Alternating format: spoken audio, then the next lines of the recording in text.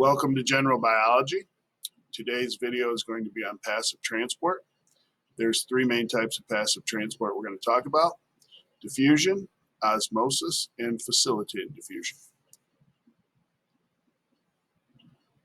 So diffusion is anytime we have molecules moving from an area of high concentration to an area of low concentration. So if I lit a bunch of matches in the corner of the room, eventually the smoke is going to spread out in the room. That would be diffusion of those smoke molecules. Or if I dropped a drop of food coloring into a beaker of water, eventually that food coloring will spread out in the beaker of water. So that's diffusion of molecules going from high to low concentration. Diffusion will be affected by some things: the state of matter, the temperature, because that affects how fast the molecules are moving. Osmosis is a special type of diffusion where we have water molecules moving from an area of high concentration to low concentration across the membrane. So the water molecules will move generally from pure water into an area that has a solute dissolved in it.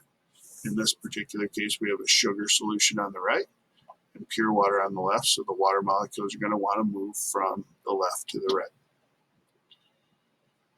Facilitated diffusion is when we are moving a molecule across the membrane that might be a little bit larger or charged. Molecules that are large or charged can't move directly across the membrane. The membrane is nonpolar, and polar molecules, charged molecules, are polar, and so they don't like to mix. And so sugar, which is polar, needs a transport protein. And many other molecules, a lot of ions, need transport proteins. And water needs a transport protein because water is a polar molecule. Remember, it's got a positive end by the two hydrogens and a negative end by the oxygen. And so that's a polar molecule that's going to have to move through a transport protein. The transport protein that water moves through is special. It's called an aquaporin. Aqua means water, porin means hole. So it's like a water hole, or a hole where water can move in and out of the cell. There are millions of these in each cell.